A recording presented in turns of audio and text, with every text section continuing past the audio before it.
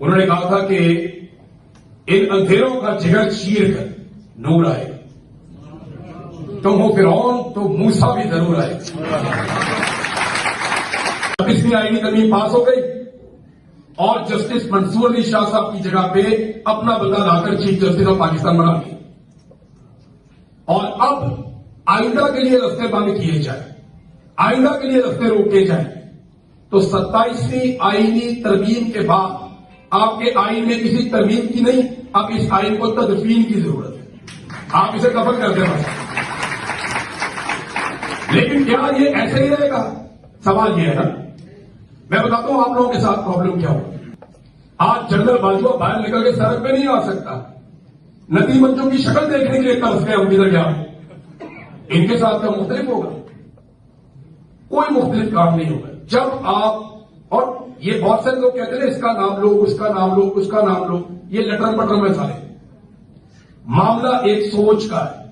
अगर आप एक जर्नैल से लड़ रहे हैं ना, आपकी लड़ाई अगर आसिम मुनीर से है और आसिम मुनीर के साथ आपकी लड़ाई आप जीत जाते हैं और आपको लगता है वो गया लड़ाई खत्म, तो फिर आप लड़ाई लड़ना आज ही छोड़ दें। आपकी लड़ाई आसिम मुनीर से नहीं है, आपकी लड़ाई एक सोच से, सोच, और आप अपने नजरिए के जरिए से उस सोच को शिकस्त दे सकते। अपने बच्चों को फौज में भर्ती किया, इनकी क्या औकात है कि ये हमारे सामने अकड़े। जिस दिन इनके घर वालों ने इनकी ट्यूनिंग की ना, ये बिल्कुल सेट हो जाएंगे सारे, और ये होगा। ये हम में से हैं, हम इनमें से नहीं हैं। हम इनका फैसला करेंगे, ये हमारा फैसला नहीं करेंगे। ये कर ही नहीं सकते, इनकी औकात ही नहीं है, इनकी समझ ही नहीं है। पब्लिक फैसला करे, आवाम का इज्तिमाई शऊर फैसला करे। आप लोग यहां कितने लोग बैठे हुए हैं? आप में से किसी को इस्तिस्ना चाहिए? क्यों नहीं चाहिए? 2-3 किस्म के जवाब आ रहे हैं। हमने कुछ किया ही नहीं, हमें डर नहीं लगता, इस किस्म के जवाब है। हाँ, चोर नहीं है, गद्दार नहीं है और बुज़दिल नहीं है। आपको इस्तिस्ना नहीं चाहिए, साहब को चाहिए। क्यों चाहिए भाई? मैं बताता हूं क्यों चाहिए, ये आपको मैं बताता हूं क्यों चाहिए। पाकिस्तान में जब कोई कत्लेआम होता था ना, तो काफी अरसे के बाद होता था और उसकी गूंज भी काफी अरसे तक सुनाई देती थी। अगर आप देखें परवेज मुशर्रफ के दौर में, एक दो ज़िया-उल-हक के साहब के दौर के अंदर जो है वो एक बर्बरियत थी, लेकिन वो गुजर गया। उसके बाद जो बड़ा कत्लेआम हमने देखा वो एक परवेज मुशर्रफ के दौर में 2 मरतबा हुआ। एक कराची में बोगला को कत्ल किया गया बहुत बड़े पैमाने पर, और एक कत्लेआम जो रियासती ताकत के साथ हुआ वो हमने मॉडर्न टाउन साले का भी देखा। ये मुशर्रफ के बाद देखा। लाल मस्जिद को मैं इसमें शामिल नहीं करता कि उसकी वजूहात और वो सिनेरियो बिल्कुल अलग था, लेकिन रियासत का ताकत के बलबूते पे अपने शहरियों को कुचलने का वाकया मुशर्रफ के 8 साल दौर में एक है, बड़ा वाकया। कराची में रियासत ने अपनी ताकत इस्तेमाल की, मुशर्रफ ने मुक्का लहराया और लाशें गिरी। मॉडर्न टाउन में रियासत ने अपनी ताकत इस्तेमाल की, लाशें गिरा। हामला खातून के मुंह पे गोलियां मारी। एक कत्लेआम हुआ, उसका मुकदमा भी हुआ। गुज़िश्ता 3 सालों में 4 कत्लेआम हो चुके हैं, जो काम पूरी एक दहाई में एक मरतबा होता था। यानी परवेज मुशर्रफ के पूरे दौर में इस किस्म का रियासती कत्लेआम एक वाकया है। इसी तरह उससे पहले एक वाकया है। फिर ये 2010 से लेकर 2020 तक एक सानिया मॉडल टाउन का एक बड़ा वाकया है, जहां पे कत्लेआम किया गया इंसानों का। और अब क्या हुआ? 3 वाकया, 4 हो चुके हैं।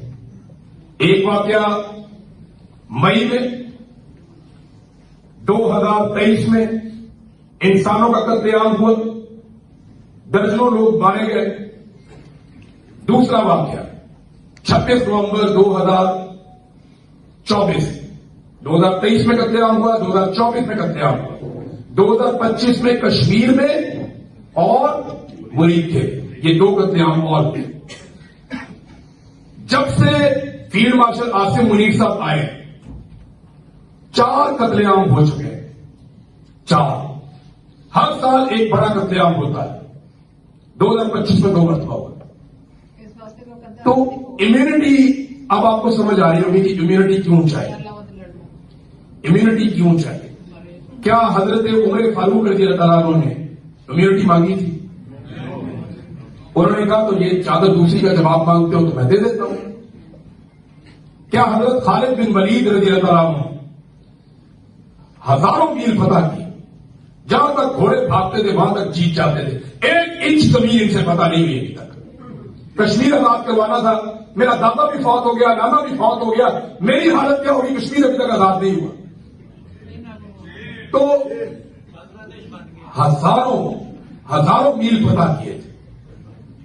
इम्यूनिटी नहीं, कोई इस्तिस्ना नहीं था, कोई इस्तिस्ना नहीं था। खुलफाए राशिदीन में से किसी के पास कोई इस्तिस्ना नहीं थी। इस्तिस्ना क्यों चाहिए? डर किस बात का है?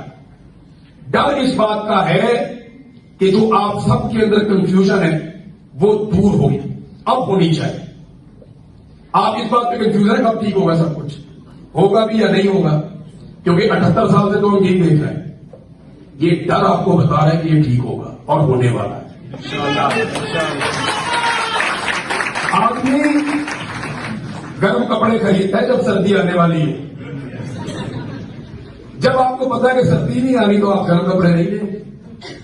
तो सर्दी आने वाली, मौसम बदलने वाला, हालात बदलने वाले, आपको नजर आए पाकिस्तानी अपना हक लेंगे, ये अपना हक छीन लेंगे। पाकिस्तानियों को ये बार बार ये चूरन बेचते हैं कि ये कौम नहीं है। ये आपने भी सुना होगा कि कौम नहीं हजूम है जी। और ये तो तुम किधर से आए हो? तो तुम्हें हम बांग्लादेश से लेके आए हैं या नेपाल से उतर के आए हो? फिर पाकिस्तानी कौम नहीं है, पाकिस्तानी कौम तैयार नहीं है। तुम तैयार हो? हमने देखी है सबकी तैयारी। ये कौम है। पाकिस्तानियों ने 8 फरवरी को साबित किया कि ये बहुत बड़ी कौम है। ये मैं आपको शर्तियां देता हूं। ये चीजें कितनी ज्यादा काम मिली है आपके मुल्क में? यहाँ पे ये जहां रहते हैं, यहां डेनमार्क में 100% लोग पढ़े लिखे हैं ना। यहां की बड़ी पॉलिटिकल पार्टी का इंतखाबी निशान छीन के सबके वोटों को इधर उधर कर दो, फिर बताओ ये लोग भी वो नहीं कर पाएंगे। मैं लिख कर देता हूं, सारे पढ़े लिखे हैं ना, सारे पढ़े लिखे। मैं गारंटी करता हूं ये लोग नहीं कर पाएंगे। आप इनसे इनका बड़ी पॉलिटिकल पार्टी का इंतखाबी निशान छीन लें और इन सारों को आप कहेंगे जाओ भी जाके वोट कर। और घर के अगर 8 वोट है तो सबके अलग अलग जगह पे बना। जो यहां रहता है उसका 7 वाले कस्बे में बनाओ, दूसरे का उधर, तीसरे का उधर, दूर दूर को 20-20, 22-22 मील दूर भेजो। और फिर उसके बाद मुल्क के अंदर इंटरनेट बंद कर दो। और फिर जो बाहर निकले उसको डराओ दीजिए, जितनी भी बढ़ेगी थाने में भी बंद करेंगे। फिर आप मुझे बताएं कि लोग निकलेंगे, वोट डालेंगे। तो आप तो इनसे बहुत बेहतर है। तो बात को समझें, साजिश हो गई।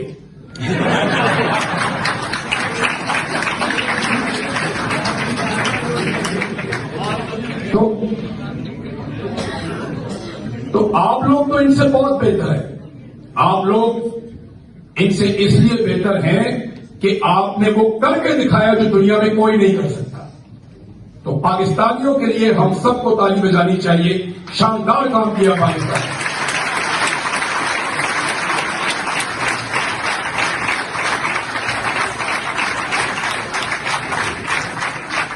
अब फर्क कहां पे पड़ता है? फर्क पड़ता है एस्टैब्लिशमेंट का। हर मुल्क में होती है। लोग हमारे बेहतर है, सिस्टम इनका बेहतर है। लोग हमारे ज्यादा कमिटेड है, निजाम और एस्टैब्लिशमेंट इनकी ज्यादा बेहतर है। ये अपने लोगों को मौका देते हैं, हम अपने लोगों का मौका छीनते हैं। ये फर्क है। और ये सारा कुछ हम मुल्की मफाद में नहीं करते। मेरे साथ प्रॉब्लम क्या है? यानी मुझे कभी ऐसा लगता था कि हमारी मिलिट्री एस्टैब्लिशमेंट जो फैसले करती है, गो कि उसमें उनका जाती मफाद जरूर होता है, लेकिन वो मुल्की मफाद को आगे रखते हैं। ये सारे एपिसोड में मुझे एक बात समझ आई कि मुल्की मफाद पीछे होता है, अपना जाती मफाद आगे होता है। मैं किसी को गद्दार नहीं कह रहा, जरूरत भी नहीं है कहने की। ये तो तारीख साबित करेगी ना कि कौन क्या था, किसने क्या किया था। और कहने से फर्क भी नहीं पड़ता, मेरे कहने से फर्क नहीं पड़ता। फर्क पड़ेगा कि तारीख ने आपको क्या लिखा और कैसे याद रखा।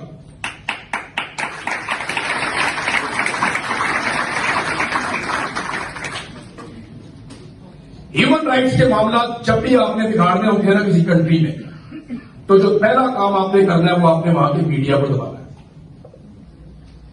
क्योंकि मीडिया उसके ऊपर आवाज उठाए। यहीं से झगड़े की इब्तिदा हुई मेरे लिए, अरशद शरीफ के लिए, साबिर शाकिर के लिए, मोइन पीरजादा के लिए और बेशुमार और आवाजें उनके लिए, सिद्दीक जान है और बहुत सारे लोग। यहीं से फटा शुरू हुआ। उन्हें लगा कि ये पाकिस्तान की वो आवाजें हैं जिनको हम अपने हक में मोड़ सकते हैं। बहुत सारी मुड़ गई। आज आप बहुत सारी ऐसी शक्लें देखते हैं जो रिजीम चेंज ऑपरेशन के सहूलतकार थे, बड़े शब्द और मत के साथ वो ये कहा करते थे कि ये बिल्कुल ठीक हो रहा है, बढ़ चढ़ के बातें बताते थे। और अब उन्होंने अपना मौके तब्दील किया पब्लिक का मूड देखने के बाद। लेकिन हम वेलकम करते हैं, ठीक है, देर आए दुरुस्त आए। जब तक कोई ठीक बात करेगा वो बात देखेंगे, शक्ल नहीं देखेंगे, आदमी देखेंगे। आदमी नहीं देखेंगे, खबर देखेंगे। हम ये देखेंगे कि एक्चुअली ये बेचता क्या है, ये बात क्या करता है। तो जो सही बात करेगा उसकी बात की तारीफ होगी, जो नहीं करेगा उसकी बात की तारीफ नहीं होगी। तो अरशद शरीफ के साथ प्रॉब्लम यह हुआ कि मिलिट्री एस्टेब्लिशमेंट ने दबाव डाला कि हम रजीम चेंज करने जा रहे हैं, आप इसमें हमारा साथ दें। इन्होंने तो किया इनकार, मेरे साथ राब्ता किया, मैंने भी इनकार किया। मैंने तो ये समझाया कि ये आपके गले पड़ जाएगी मुसीबत और आपकी जान नहीं छूटेगी। मैंने तो ये भी समझाया कि इस पंगे में आप ना पड़े, पॉलिटिकल लोगों को डिसाइड करने दें, let the people of Pakistan decide. Election आएगा, लोगों को इमरान खान पसंद होगा, ठीक है, नहीं होगा लोग फैसला करेंगे। इन्होंने अपनी ताकत के जोन में जबरदस्ती एक रिजीम चेंज कर दी और उसके लिए अमेरिका में भी जाके माहौल बना लिया, लॉबिंग भी करवा ली, वहां से एक साइफर भी मंगवा लिया ताकि बाकी सारे ऑफिसर को भी कंट्रोल किया जा सके। पूरे निजाम को कंट्रोल करने के लिए कोई तो डॉक्यूमेंट चाहिए था ना। तो इमरान खान साहब एक सवाल किया करते थे, आपको याद होगा, वो अक्सर एक सवाल करते थे कि साइफर आया किसके लिए था। कभी आपने सोचा इसके बारे में? तो सबसे पहले मीडिया को दबाया जाता है, उसके बाद जितनी भी वो आवाजें जो उठ सकती हैं उन सबको पकड़ा जाता है। इस ऑपरेशन में आपको याद होगा सबसे पहले जो एक्टिविस्ट थे उनको उठाया गया, सोशल मीडिया एक्टिविस्ट उनको उठाया गया, उनके घर वालों को उठाया गया। पाकिस्तान में आज ह्यूमन राइट्स नाम की कोई चीज नहीं। आज सिर्फ ये देखा जाता है कि हमारा मफाद क्या है, हमने इसको हासिल कैसे करना है। अभी मैं आते हुए खबर पढ़ रहा था, हमारे दो मुअज़्ज़िज़ जज साहिबान है सुप्रीम कोर्ट ऑफ पाकिस्तान के, उन्होंने रिजाइन कर दिया। सुप्रीम कोर्ट का वजूद खत्म। 27वीं आईनी तरमीम को उन्होंने करार दे दिया कि वो आईनी नहीं है जिसके तहत हमने हलफ उठाया था, खत्म हो गया। जस्टिस मंसूर अली शाह, इन्होंने पाकिस्तान का चीफ जस्टिस बनना था। 26वीं आईनी तरमीम पास की, फजल रहमान साहब ने धोखा दिया, 26वीं आईनी तरमीम पास हो गई और जस्टिस मंसूर अली शाह साहब की जगह पे अपना बंदा लाकर चीफ जस्टिस ऑफ पाकिस्तान बना दिया। और अब आइंदा के लिए रास्ते बंद किए जाए, आइंदा के लिए रास्ते रोके जाए, तो 27वीं आईनी तरमीम के बाद आपके आइन में किसी तरमीम की नहीं, अब इस आइन को तदफीन की जरूरत है। आप इसे दफन कर देना। लेकिन क्या ये ऐसे ही रहेगा? सवाल ये है ना। मैं बताता हूं आप लोगों के साथ प्रॉब्लम क्या हुआ या ये सारा मसला ऐसे क्यों हो गया। ओवरसीज पाकिस्तानियों के साथ प्रॉब्लम ये हुआ कि वो पाकिस्तान से बाहर आ गए और उन्होंने देख लिया कि जिसको ये लोग डेमोक्रेसी कहते हैं वो एक्चुअली होती क्या। आप लोगों ने देखा कि आप लोग इंसान को इंसान समझते हैं, या तो जानवर की भी इज्जत है, उसका भी कोई हुकूक है। तो डेमोक्रेसी तो ये है, जब आपने आपने देखा कि पाकिस्तान में इसके बारे में कोई बात करता है तो आप उसके साथ खड़े हो। यहां से आपका प्रॉब्लम शुरू। हमारे पाकिस्तान में ओवरसीज पाकिस्तानियों के हमें पाउंड चाहिए, यूरो चाहिए, डॉलर्स चाहिए, रियाल चाहिए, दिरहम चाहिए, लेकिन ओवरसीज पाकिस्तानियों की मर्जी नहीं चाहिए। वो लोग आपके पैसे से प्यार करते हैं, आप लोगों से नहीं करते। पूरी दुनिया में जब लोग अपने मुल्क में जाते हैं तो एयरपोर्ट पे उनकी इज्जत होती है, हमारे एयरपोर्ट्स के ऊपर नहीं होती। हमारा जो अपना पासपोर्ट है वो दुनिया का चौथा बदतरीन पासपोर्ट बन गया। ओमान और दुबई जैसे मुल्क उसके ऊपर वीजा नहीं लगा है, जहां पे वैसे ही चले जाते थे पाकिस्तान। तो ये हो रहा है हमारे साथ। ओवरसीज पाकिस्तानी एक बहुत बड़ी ताकत है। मैं आपके पास इसलिए आया हूं कि आप अपनी ताकत को पहचाने और इस ताकत को इस्तेमाल कैसे करना है ये आप सारे लोग बहुत अच्छी तरह जानते हैं। आज आपको कहीं जाकर भागने की जरूरत नहीं, आप अपने घर में बैठ के इस लड़ाई को लड़ सकते हैं। सोशल मीडिया को एक वेपन बनाएं, एक हथियार की तरह इसे इस्तेमाल करें, बेआइनी की लड़ाई लड़ें, लोगों को अपने साथ जोड़ें, लोगों को समझाएं, उन्हें बताएं, उन्हें कायल करें, एक एक चीज के ऊपर डिस्कशन करें। जितनी आप पॉलिटिकल डिस्कशन करेंगे, जितनी आप बातचीत करेंगे, जितने आप आर्गुमेंट करेंगे, उतना आप ऊपर जाएंगे। बिलीव मी, इससे फर्क पड़ता है। इनके घरों में इनके बच्चे, इनकी बीवियां जब ये सारी ओपिनियन देखते हैं इससे फर्क पड़ता है। आज 2 जजों ने इस्तीफा दिया, क्यों दिया? वो हीरो बन गए वहां के। दोनों जजेस के लिए पहले तालियां हो जाए आपसे।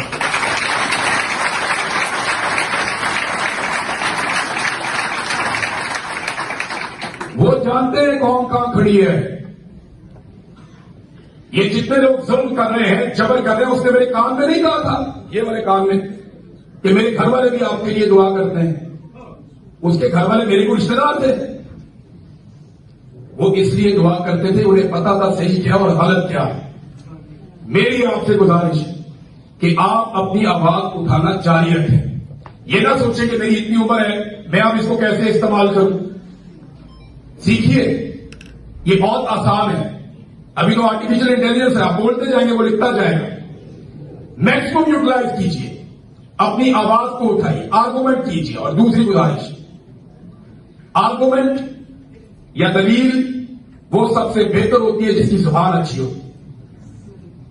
ये मैं आपसे फिर गुजारिश करूंगा, दलील हमेशा वो अच्छी होती है जिसकी जुबान अच्छी होती है। बांध लो, भागने मत दो इनको। ये भागते कैसे? गाली देके भाग जाएंगे, बदतमीजी करके भाग जाएंगे, हुल्लड़बाजी करके भाग जाएंगे। जिसके पास मुकदमा होता है ना लड़ने के लिए, वो वकील केस को खराब नहीं होने देता।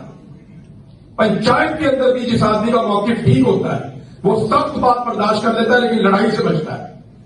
तो आप लोगों ने आर्गुमेंट करना है। ये इमरान खान ने जो इतना शागुर बांटा है, वो बंदूक थोड़ी है उसके पास, या कोई और भीतर से भी थोड़ी है। उसने अपनी जुबान से बार बार बताया। लोग कहते थे कि ये अपनी तकरीर में रिपीट करते हैं, बार बार रिपीट करते हैं।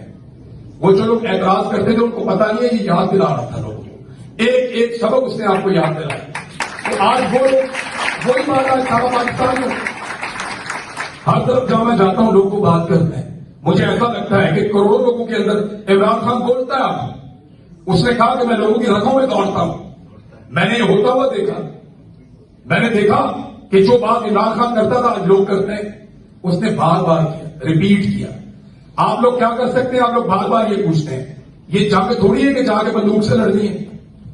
वो मेरे अपने बच्चे हैं, वो फौजी मेरे भाई हैं, मेरे रिश्तेदार हैं, मेरे दोस्तों के बच्चे हैं, मेरी सर का ताज है। वो बेचारे को बॉर्डर पे फौत हो जाता है, शहीद हो जाता है, कोई किसी बॉर्डर पे शहीद हो जाता है। मैं उनको ब्लेम नहीं कर सकता। ब्लेम करूंगा मैं उसको जो इनको पॉलिसी बनाकर देगा। ये फौज पता कैसे कंट्रोल होती है, मैं आपको बताता हूं। जब व्याव लगता तो ये सारे मस्जिद में होते थे। हाँ, अभी एक आप कट्टर मजहबी जुनूनी किस्म का बंदा लाके चीफ बना दें, पूरी फौज आपको 6 से 8 महीने में वो सब आपको मौलवी लगना शुरू हो जाए। हर मैच के अंदर दीन की बातें हो रही होंगी, सुबह तलावत से आगाज हो रहा होगा, बिल्कुल माहौल बदल जाएगा। अभी परवेज मुशर्रफ जैसा आप इनलाइटेड मॉडरेशन वाला बंदा ले आए, आपको शाम को पार्टियां नजर आना शुरू हो जाएगी। ये ट्रिकल डाउन इफेक्ट होता है, ऊपर से नीचे आता है। मेरा यह मानना है कि मिलिट्री एस्टेब्लिशमेंट की गलत पॉलिसी एक शानदार इदारे को लोगों से दूर करती है, एक ऐसे इदारे को जिसका लोगों के साथ एक प्यार था। लोग आर्गुमेंट करते हैं जी यही तो फौजी अभी आके मारते हैं, तो मुझे भी तो मारा है ना यार।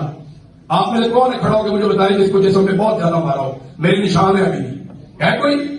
मैं ये आप सीधा नहीं कर सकता पूरा, ये यहां आके मेरा लॉक लग जाता है, इसको मैं बॉलिंग नहीं करवा सकता, यहां से इन्होंने साफ कर दिया। तो मुझे तो बहुत मारा, तो सबसे ज्यादा तो मुझे कहना चाहिए ना ये मारने वाला फौजी ना असल हो नहीं, उसका कसूर मैं तब मानूंगा जब वो खुद आके मुझे मारेगा। आप कहते हैं मजबूरी है, नौकरी छोड़ दो, ये वो करते, सारे नहीं कर सकते यार, सारे नहीं कर सकते। सबका ये हौसला नहीं होता कि वो नौकरी को लात मार दे, सबका ये हौसला नहीं होता कि वो अपने बच्चों का रिजल्ट खुद अपने हाथ से छीन ले। लोग मजबूर भी होते हैं, वो मेरे कान में कह रहा है कि मेरे घर वाले आपके लिए दुआ करते हैं, लेकिन बाहर जाके बता नहीं रहा कि इमरान रियाज वहां पे बंद है, वहां जाके शोर मचाओ। फोन कर देता ना मेरे वालिद को कि मैं आपके बेटे से मिला हूं, मुझे पता है वो काम पे है, कोई खबर नहीं थी किसी के पास। तो मैं ये उसको जस्टिफाई भी नहीं कर रहा, लेकिन मैं आपको सिंपल ये कह रहा हूं कि जिस वक्त ये जो बंद कमरे में बैठ के फैसले करने वाले लोग हैं, इनकी तबीयत साफ होगी ना, जब ये ठीक होंगे तो पूरा का पूरा इदारा और पूरा का पूरा मुल्क ठीक हो जाएगा। प्रॉब्लम ये ऊपर है, टॉप के ऊपर है, ये आके बैठ जाते हैं कुर्सी में, इनका कुर्सी छोड़ने को दिल ही नहीं करता, पता नहीं कुर्सी में क्या रिक्वेस्ट या ये सारा मसला ऐसे क्यों हो गया।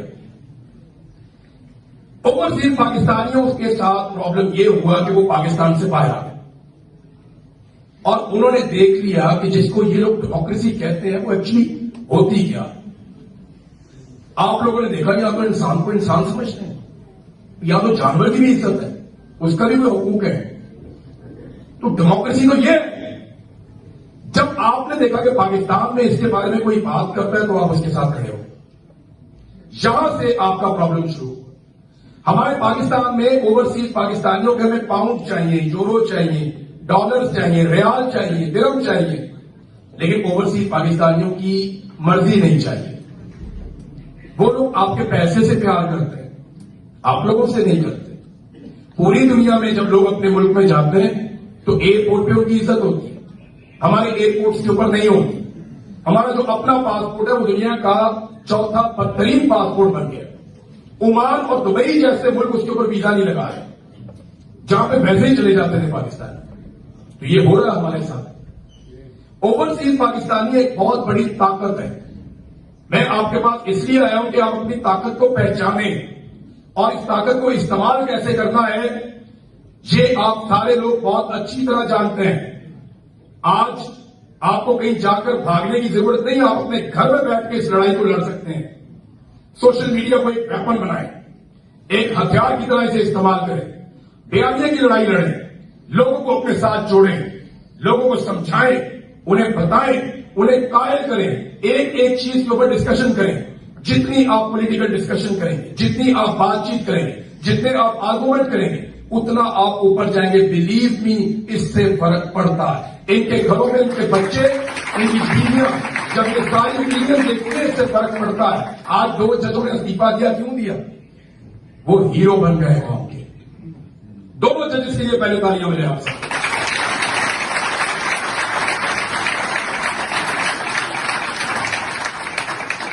वो जानते हैं कौम कहां खड़ी है।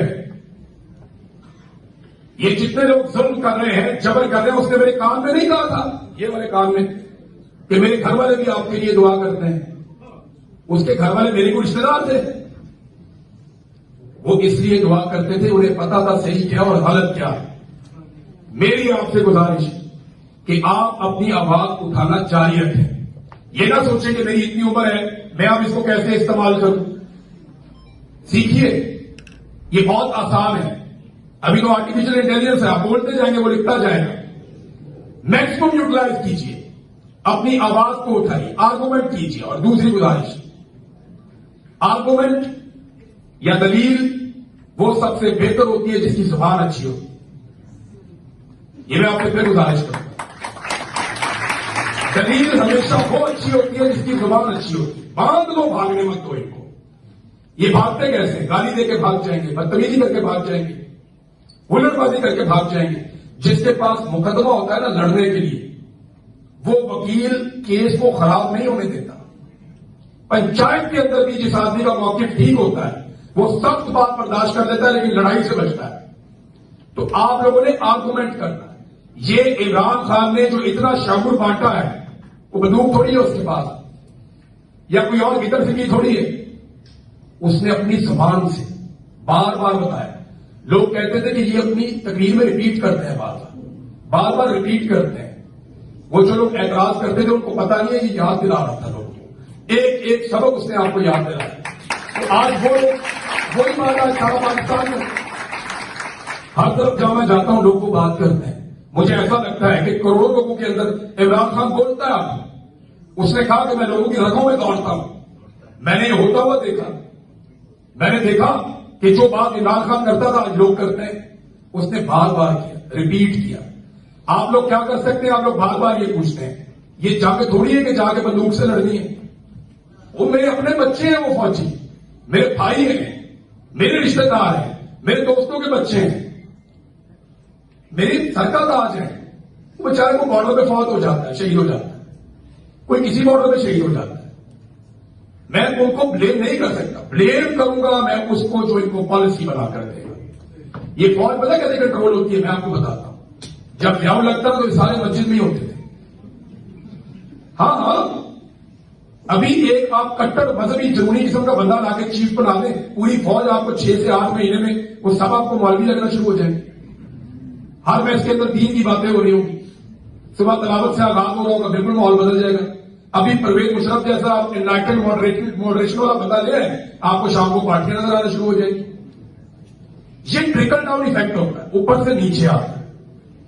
मेरा ये मानना है कि मिलिट्री एस्टेब्लिशमेंट की गलत पॉलिसी एक शानदार इदारे को लोगों से दूर करती है। एक ऐसे इदारे को जिसका लोगों के साथ एक प्यार था। लोग आर्गुमेंट करते हैं, यही तो फौजी अभी आके मारते हैं, तो मुझे भी तो मारा है ना यार। आप में से कौन है खड़ा होकर मुझे बताएं जिसको जैसे में बहुत ज्यादा मारा हो? मेरे निशान है अभी है कोई? मैं ये आप सीधा नहीं कर सकता पूरा, ये यहां आके मेरा लॉक लग जाता है, इसको मैं बॉलिंग नहीं करवा सकता। यहां से इन्होंने खराब कर दिया, तो मुझे तो बहुत मारा। तो सबसे ज्यादा तो मुझे कहना चाहिए ना, ये मारने वाला फौजी ना असल हो नहीं, उसका कसूर मैं तब मानूंगा जब वो खुद आके मुझे मारेगा। आप कहते हैं मजबूरी है, नौकरी छोड़ दो, ये वो करते, सारे नहीं कर सकते यार, सारे नहीं कर सकते।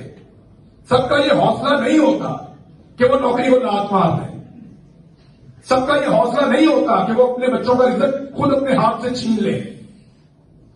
लोग मजबूर भी होते हैं। वो मेरे कान में कह रहा है कि मेरे घर वाले आपके लिए दुआ करते हैं, लेकिन बाहर जाके बता नहीं रहा कि इमरान रियाज वहां पे बंद है, वहां जाके शोर मचाओ। फोन कर देता ना मेरे वालिद को कि मैं आपके बेटे से मिला हूं, मुझे पता है वो काम पे है। कोई खबर नहीं थी किसी के पास। तो मैं ये उसको जस्टिफाई भी नहीं कर रहा, लेकिन मैं आपको सिंपल ये कह रहा हूं कि जिस वक्त ये जो बंद कमरे में बैठ के फैसले करने वाले लोग हैं, इनकी तबीयत साफ होगी ना, जब ये ठीक होंगे तो पूरा का पूरा इदारा और पूरा का पूरा मुल्क ठीक हो जाएगा। प्रॉब्लम ये ऊपर है, टॉप के ऊपर है। ये आके बैठ जाते हैं कुर्सी में, इनका कुर्सी छोड़ने को दिल ही नहीं करता। पता नहीं कुर्सी में क्या, इनको स्टूल बना के देना चाहिए। ये कुर्सी के ऊपर बैठते हैं, छोड़ते ही नहीं। इसके बाद हमने कुर्सी पे ही रहना है, कुर्सी के साथ ही वो परवेज मुशर्रफ वर्दी मेरी खाल है, फिर वो घेड़ी खाल लोगों ने मिलकर उतरवाई वर्दी। वहां 1.5 मरले के फ्लैट में पड़ा हुआ था दुबई में। ये इबरतनाक अंजाम। साबिर भाई मुझे बताते हैं जब वाकया, तो मेरे ये बाल खड़े हो जाते हैं। मैं हैरान हो जाता हूं कि एक डिक्टेटर इतना ताकतवर, उसके साथ ये हुआ। आज जनरल बाजवा बाहर निकल के सड़क पे नहीं आ सकता। नदी मंचों की शक्ल देखने के लिए तरस गए हम इधर। क्या इनके साथ क्या मुख्तलिफ होगा? कोई मुख्तलिफ काम नहीं होगा। जब आप, और ये बहुत सारे लोग कहते हैं इसका नाम लो, उसका नाम लो, उसका नाम लो, ये लटर पटर में सारे। मामला एक सोच का है। अगर आप एक जर्नैल से लड़ रहे हैं ना, आपकी लड़ाई अगर आसिम मुनीर से है और आसिम मुनीर के साथ आपकी लड़ाई आप जीत जाते हैं और आपको लगता है वो गया लड़ाई खत्म, तो फिर आप लड़ाई लड़ना आज ही छोड़ दें। आपकी लड़ाई आसिम मुनीर से नहीं है, आपकी लड़ाई एक सोच से। सोच और आप अपने नजरिए के जरिए से उस सोच को शिकस्त दे सकते हैं।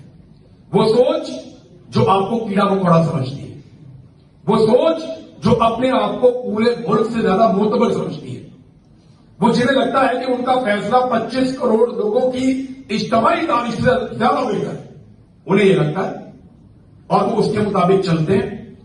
25 करोड़ लोग हैं हम, 25 करोड़ का मुल्क सोचें, कई मुल्क बन जाते हैं। यूरोप की आबादी को आप कर दें तो आप कानों को हाथ लगाएंगे। 25 करोड़ का मुल्क है और 5 लोग बैठते हैं बंद कमरे में, वो डिसाइड करते हैं कि हमने इसको कैसे चलाना है और उनके फैसलों की वजह से आज आपकी इकॉनमी फारिग है। आपके कर्जे जितने आपने पाकिस्तान बनने से लेकर 75 सालों में कर्जे लिए थे, उतने कर्जे आपने पिछले 3 साल में लिए। आधी आपकी आबादी गुर्बत की लकीर से नीचे चली गई। कोई पाकिस्तान में इन्वेस्टमेंट करने के लिए तैयार नहीं है। ये इन 5-6 दिमागों का काम है। बेड़ा गर्क करके रख दिया पाकिस्तान का, हंसता खेलता मुल्क का अपने रिजीम चेंज ऑपरेशन के शौक में, जनरल बाजुओं ने अपनी एक्सटेंशन के शौक में यह बेड़ा गर्क किया हुआ है मुल्क का। और आसिम मुनीर साहब उसी लेगेसी को लेकर चल रहे हैं। आने वाला पता नहीं क्या करेगा। तो मसला एक जर्नैल का नहीं, एक सोच का है। इस सोच का मुकाबला करना। ये तो आते जाते रहेंगे, लेकिन ये वाला नहीं जाएगा। वो आईनी तरमीम हो गई है। ये तो जनरल साहब कहते हैं मैं जब तक जिंदा हूं, मैं तब तक फील्ड मार्शल हूं, तब तक मेरी मुराद नहीं है, मैं यूनिफॉर्म भी पहनूंगा, मेरे पास इख्तियारात भी रहेंगे और कोई मुझे निकाल भी नहीं सकेगा और मेरे ऊपर कभी कोई केस भी नहीं हो सकता। यानी इस किस्म की तैयारी, इतनी तैयारी तो मरने के बाद के लिए मौलवी नहीं करते जितनी जिंदा रहने के लिए कर दी साहब ने। पल की खबर नहीं, पता नहीं किस दम किस लम्हे किसी का दम निकल जाए। हम कोई गारंटी लेकर थोड़ी है। दुनिया में हर चीज के साथ एक एक्सपायरी डेट लगी हुई होती है। हमारी लाइफ के साथ नहीं होती। एक दिन का भी चला जाता है, 100 साल का भी यही घूम रहा होता है। तो इतनी तैयारी किस चीज की?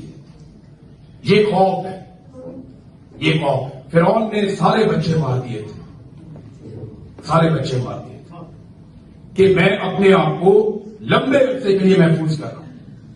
उसने कहा मैं हमेशा जिंदा रहना चाहता हूं। बच्चा आ रहा है वो मार देगा। सारे बच्चे मार दिए और जिसको मारना था उसको घर में पाल दिया।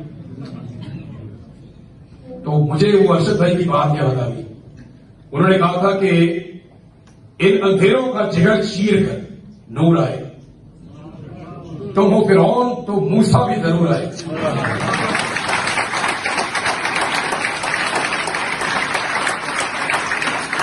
आप अपनी आवाज उठाते रहें, बोलते रहें, डिस्कस करते रहें, सोशल मीडिया पे आवाज उठाएं। जहां जहां आपको मौका मिले ह्यूमन राइट्स के लिए निकलकर बाहर आए, पाकिस्तानियों के मैंडेट के लिए निकलकर बाहर आए। जहां जहां जुल्म हो किसी पॉलिटिकल पार्टी के साथ, जब जब हो तब तब निकल कर आए। याद रखिएगा, जितना आप प्रेशर बढ़ाएंगे, जितना हम सारे पाकिस्तानी मिलकर करेंगे, तो एक दिन जरूर आएगा कि हम इनका किबला इंशाल्लाह दुरुस्त करेंगे। इंशाल्लाह। इनके पास दूसरा ऑप्शन नहीं है। दुनिया की तारीख में कभी हुआ ही नहीं।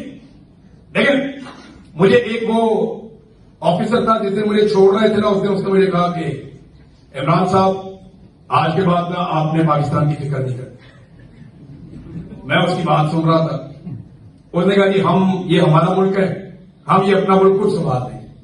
मैंने कहा गुड लक, मैं देख लेता हूं। तो उसने मुझे कहा मुझे लगता है कि आप बहुत जल्दी दोबारा पकड़े जाएंगे, हम फिर आपको यहां ले आए। मैंने कहा अभी बात करो वापस, फिर छोड़ दें क्यों आप मुझे। तो उनके दिमाग में यह कि ताकत बहुत है। उसने मुझे कहा हमारा कंट्रोल रहेगा क्योंकि हमारे पास ताकत है और हमें इस पे बड़ा वो फख्र है। तो मुझे आज भी याद है, मैंने उससे कहा था कि ताकत तो कांस्टेंट होती ही नहीं है, तो इस पे तो आप कभी एतबार ही नहीं कर सकते। ताकत पे तो आप फख्र कर ही नहीं सकते ना, तकब्बुर आप कर ही नहीं सकते, क्योंकि ताकत तो हमेशा किसी के पास रहती ही नहीं है। कौन है जिसके पास ताकत हमेशा रहे मेरे अल्लाह के अलावा? ये तो आपका विजडम, आपका नॉलेज, आपके उसूल, आपके बनाए हुए कायदे, आपकी छोड़ी हुई विरासत, वो हमेशा जिंदा रह सकती है। ताकत नहीं रह सकती। ताकत तो चली जाती है। 100 साल, 50 साल, 200 साल, 500 साल, खत्म। कल कोई और सुपर पावर था, फिर कोई और था, फिर कोई और था। सुपर पावर के चक्कर में रूमी और पर्शियन आपस में लड़ते थे। फिर मुसलमान आए, मुट्ठी भर सुपर पावर बन गए। फिर एक दौर में ये बर्तानिया, इसके कंट्रोल में थी दुनिया। फिर हमने देखा कि रशिया की ताकत, फिर अमेरिका की ताकत। ताकत कभी भी कांस्टेंट नहीं है। अगर कोई ताकत में तकिया कर रहा है ना, उसको लगता है कि मैं ताकत से कंट्रोल करूंगा, तो वो अपने आप को धोखा दे रहा है। आपके पास क्या है? इत्तेहाद। आपके पास क्या है? नॉलेज। आपके पास क्या है कि आप राइट पे हैं। आप लोग हक पे खड़े हैं।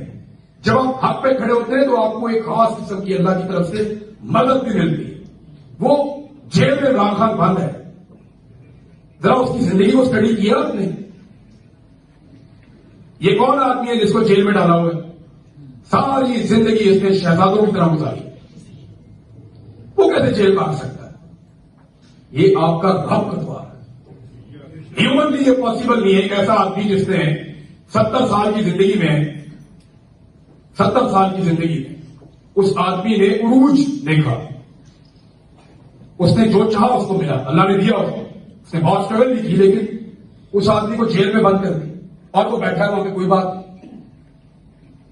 आज दुनिया की तारीख है। ये भी मैं वाकई आपको बताता हूं। मेरे पास एक दिन एक इनका ऑफिसर आया नकाब पहन के, वो मुझे कहता है कि इमरान खान, ये बताओ कि इमरान खान कितने अरसे में टूट जाएगा। अच्छा, मैं परेशान हो गया। मैंने कहा आपने पकड़ लिया इमरान खान को? कहते हाँ पकड़ लिया। मैंने उनसे कहा किधर रखा है? उन्होंने कहा जी हमने रखा है अटक जेल। पहले ये अटक बैठे। ये कोई ना 14 अगस्त के बाद की बात है, जब वो मेरे पास आया 2023 में। तो मैंने कहा पकड़ लिया? उन्होंने पकड़ लिया। फिर उसने बताया कि हमने उसमें उनको एक गद्दा दिया हुआ है और साथ वॉशरूम है, और वो जो भी था थोड़ा उसने मुझे बताया। उसने को बताओ कब तक टूट जाएगा? तो मैंने उसको एक बात समझाई। वो बड़ा बदमजा हो गया, लेकिन मैंने उसको बात वही समझाई जो सही बात थी। मैंने उसको बताया कि ये आदमी 51 साल से इस मुल्क का हीरो चल रहा है। 51 साल है कोई इतना लंबा किसी का करियर बतौर हीरो? आप उसका स्टेट ऑफ माइंड चेक करें ना कि इमरान खान किधर खड़ा हुआ है। यानी मेरे से कोई पूछे तो 51 साल वो इस मुल्क का एक ऐसा हीरो रहा कि जिसको सब सुनना चाहते थे, उससे सब मिलना चाहते थे, उसको सब देखना चाहते थे। 51 साल वो दुनिया में जहां जाता था लोग उसकी बात सुनते थे, लोग उसको मिलना चाहते थे। आप में से कौन है जो इमरान खान को नहीं मिलना चाहता? हाथ खड़ा कर। एक भी नहीं। ये बात मैं लाखों के झूम में पूछूंगा तो कोई भी नहीं होगा। तो वो 51 साल से हीरो चल रहा, ये मैंने उसको बात समझाई। हीरो की कितनी उम्र होती? 5 साल, 7 साल, 10 साल। जहांगीर खान, जमशेद खान की बड़ी लंबी उम्र थी, 10, 12, 15 साल बस। मुझे 2 ऐसे आदमी इस सारे माहौल में मिले। एक मोहम्मद अली बॉक्सर था कि वो बड़े लंबे अरसे तक हीरो चला, और उसका रीजन खाली उसका गेम नहीं था, उसका कैरेक्टर था। हीरो बहुत आदमी, सचिन बहुत बड़ा प्लेयर है, और भी बहुत बड़े बड़े प्लेयर हैं, लेकिन वो कैरेक्टर इतने बड़े नहीं बन सके। उन्होंने अपनी गेम से बाहर वो नहीं किया जो इमरान खान ने किया, जो मोहम्मद अली ने किया। तो वो 51 साल से मैंने उसको कहा वो हीरो चल रहा है, तुम्हें लगता है वो विलन की तरह मर जाएगा? तुमने उसको 200 साल का मजीद मौका दे दिया। इन्होंने क्या किया? वो इसको अपॉर्चुनिटी के तौर पे लेगा इमरान खान। जब आदमी 50 साल से ज्यादा हीरो की तरह जीता है ना, फिर वो अगला 500 साल का सोचता है कि मैंने और हीरो कैसे रहना है। इस उम्र में जाके आदमी ये नहीं सोचता कि ये मेरे साथ क्या कर सकते हैं, मैं कुछ सौदेबाजी कर दूं। उसने वहां से इंग्लैंड से जाके अपने बच्चों को इलेक्शन नहीं लड़वाना। ना उसने अपनी बहन को पार्टी का ओहदा भी देना है, ना वो अपनी बीवी को कोई वजीर आजम बनाएगा, कुछ करेगा। वो ऐसा कुछ नहीं करने वाला। ये आप सबको पता है, उसके मुखालिफिन को भी पता है। वो जो करेगा अपना ये सोचकर करेगा कि मेरे लिए और मेरे मुल्क के लिए बेहतर क्या है। उसने अपना काम कर दिया हुआ। मैं कोई आपको इस पॉलिटिकल पार्टी से मेरा ताल्लुक नहीं है, लेकिन जो लड़ाई वो लड़ रहा बिलीव करें वो आप लोगों के लिए लड़ रहा है। वो ये लड़ाई अपने लिए नहीं लड़ रहा। आपको नहीं लगता वो पीछे मुड़ के देखता होगा मेरे लोग नहीं पहुंचे? देखता तो होगा। जब आप लड़ रहे होते हैं अकेले ही, सबसे अगली साथ में, तो फिर आप मुड़ के देखते भी हैं मेरी मदद आई या नहीं आई। तो आदमी मुड़ के देखता है, उसको एक उम्मीद होती है। रब के भरोसे पे आदमी लड़ता है, लेकिन उसे उम्मीद होती है कि एक दिन मेरे लोग आएंगे। यही हुआ 8 फरवरी 2024 को कि वो लोग निकले। उन्होंने बताया कि वो तारीख की दुरुस्त सिमत पे खड़े हैं, लेकिन इन्होंने पूरा इलेक्शन चोरी किया, इन्होंने पूरे निजाम को काबू किया, इन्होंने 17 सीटों वाले को पकड़ के पाकिस्तान का प्राइम मिनिस्टर बनाया, इन्होंने एक अदली को पाकिस्तान का वजीर आजम बनाकर पाकिस्तान की तौहीन की, और वो शख्स जूते पॉलिश कर करके पूरी दुनिया में हमारा नाम कटवा रहा है। और ये तोहफा हमें दिया पाकिस्तान की मिलिट्री एस्टेब्लिशमेंट ने, क्योंकि इन्हें लीडरों से खौफ आता है। मुझे वो कहते थे मार मार के दे उन टक्कर, दे उन टक्कर। हाथ बंधे हुए हैं मेरे पीछे, गर्दन पे बूट रखा हुआ है, टांगे पकड़ी हुई है, डंडों से मार रहा है, कह रहे दे उन टक्कर। तो इसका मतलब ये था कि टक्कर बहुत जोर से लगी। मतलब ये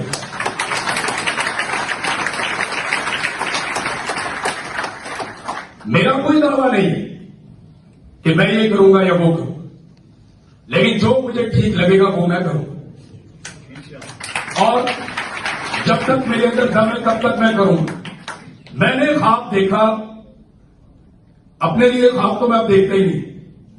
मैं और क्या हासिल कर सकता हूं? मेरी औकात से बढ़ के मेरे रब ने मुझे पहचान दे दी, मुझे अच्छा खाना खिला देता है, मेरी फैमिली मेरे से प्यार करती है, इसके बावजूद कि मैंने उन्हें बहुत तकलीफ दी। मैंने उन्हें बहुत तकलीफ दी, वो मुझे कुछ कहते ही नहीं, तो मैं उनसे और क्या मांगू? मुझे मेरे रब ने पहचान दी। लोग मेरे से प्यार करते हैं। अल्लाह ताला कुरान पाक में कहते हैं कि हमने तुम्हारे दिलों में एक दूसरे के लिए मोहब्बत डाली, और तुम सारी दुनिया की दौलत खर्च करके भी ये नहीं कर सकते। पूरी दुनिया की दौलत आप लगा लें, आप किसी के दिल में अपने लिए प्यार नहीं पैदा कर सकते। तो मैं अपने बारे में क्या सोचूं या रब से और क्या मांगूं? मैं तो ख्वाब भी ये देखता हूं कि एक दिन मैं जाऊंगा पाकिस्तान वापस,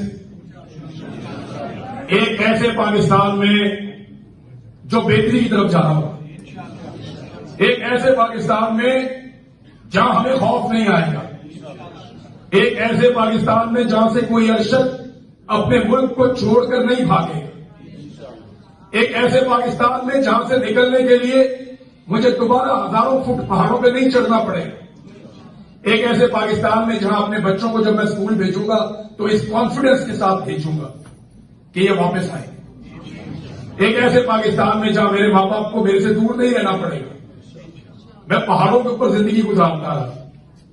मेरा ख्वाब मेरा मुल्क है, मेरे लोग हैं, मेरी उम्मीद भी मेरे लोग हैं। आप यकीन करें, मुझे जितना भरोसा इस बात पे है कि मैं अगला सांस लूंगा या जिंदा हूं भी आपके सामने मौजूद हूं, इतना ही भरोसा है मुझे इस बात के ऊपर कि हम जीतेंगे।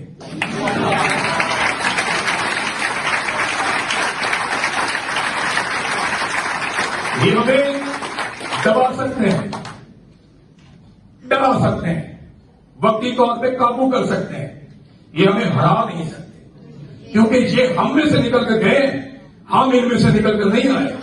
हमने अपने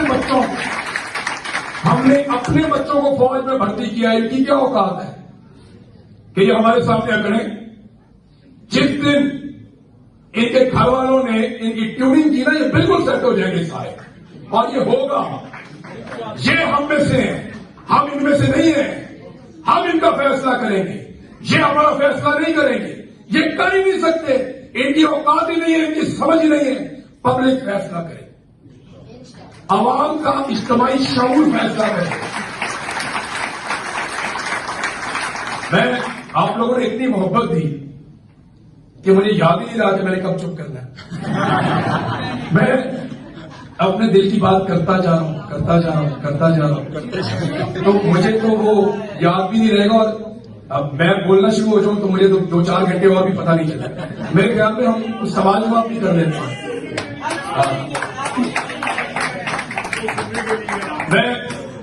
मेरी एक गुजारिश है कि मैं जब पकड़ा गया ना तो मैं कहता था पाकिस्तान जिंदाबाद, तो उससे ना इनको बड़ी तकलीफ हुई। ये कहते थे कि हम इसको गद्दार बना रहे हैं, ये पाकिस्तान जिंदाबाद। इससे पहले ऐसे हुआ नहीं ना, तो मुझे आइडिया था कि ये क्या करेंगे तो हमें क्या करना है। एक तो मैं हंसता था तो इनको तकलीफ होती थी कि हम इसको रुलाना चाहते हैं, ये हंसता है। दूसरा मैं पाकिस्तान जिंदाबाद कहता था तो आप सारे सवाल उठाते थे, क्या गद्दार तुमने पकड़ा थे, वो उसको जिधर ले जाते हो कहता पाकिस्तान जिंदाबाद, ये क्या गद्दार है। मुझे वो मार रहे थे, तो मारते मारते उसने मुझे कहा, ऑफिसर ने, मैं जानता हूं कौन है, उसने मुझे कहा कि तुम लोग गद्दार हो, तुम मुल्क के दुश्मन हो, तुमने मुल्क तबाह कर दिया। तो मैंने वहां ऊंची ऊंची चिल्लाना शुरू कर दिया, पाकिस्तान जिंदाबाद, पाकिस्तान जिंदाबाद। और उसने मुझे मारा कि तू ये ना बोल, और मैंने फिर बोला, ये एक दिन रिटायर होगा बेशरम आदमी, ये किताब लिखेगा, ये बताएगा सबको कि हम एक आदमी को मारते थे और वो पाकिस्तान जिंदाबाद कहता था। अगर आपका रब आपको हौसला दे ना, आपका रब आपको हौसला दे और सब्र दे, तो यकीन करें कैद के अंदर भी ये आपकी आंखों में आंखें नहीं डाल सकता, कोई नहीं डाल सकता। अगर रब आपका, मैं कोई ऐसे दावा थोड़ी है, देखे मैं बहुत डर भी जाता था, मैं सारी बहादुरी वाली बातें कभी दूसरी बताऊं, मेरे चक्कर में ना रह जाना आपको।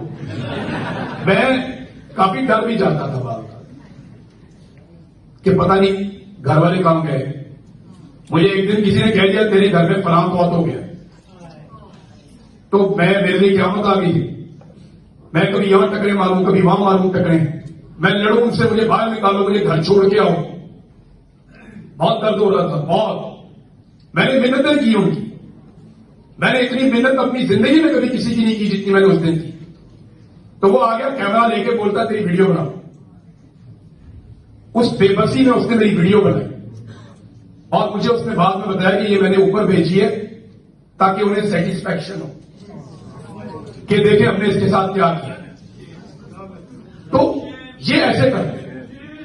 बहुत कम हाथ ऐसे है, जब मैं कमजोर हो गया मैंने बोला कि मैं कोई इनके साथ बात करता हूं, जो ये मांगते हैं वो इन्हें देता हूं, मैं जाता हूं यहां से, जान छुड़ाऊं मैं।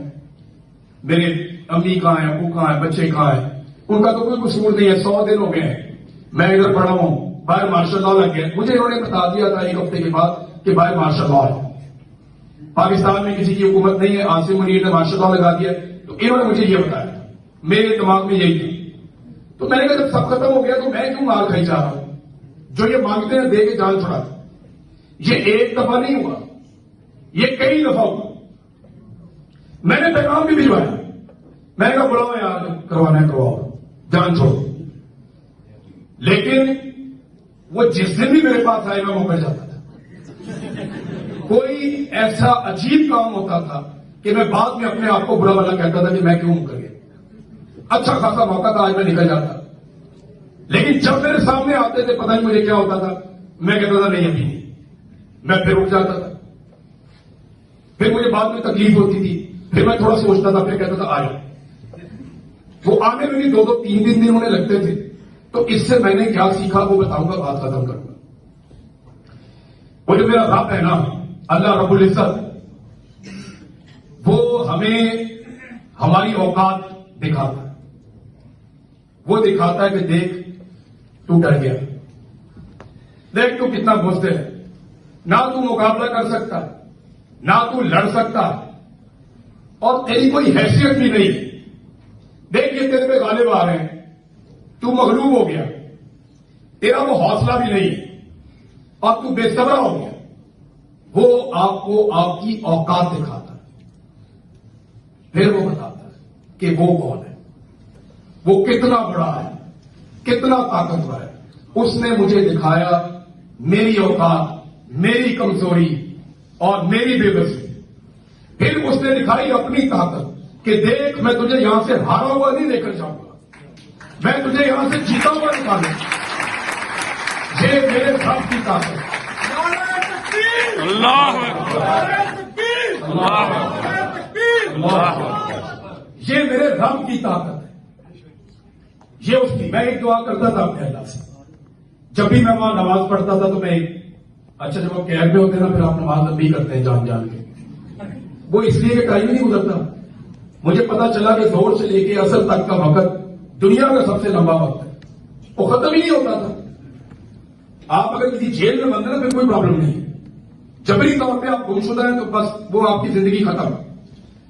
तो मैं ये वहां बैठा रहता था, नमाज कभी लंबी कर देता था, तो मैं एक दुआ अपने अल्लाह से करता था हमेशा।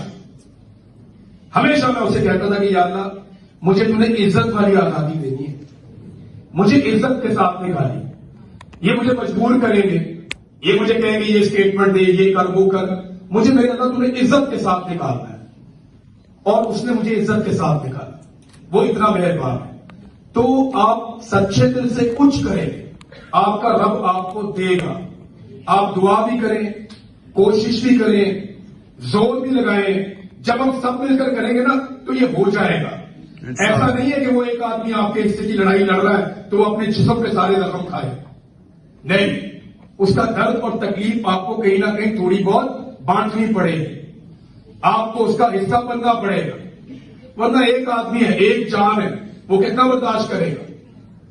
एक वक्त आएगा, खुदा का खास्ता, कि आप लोग पछताएंगे।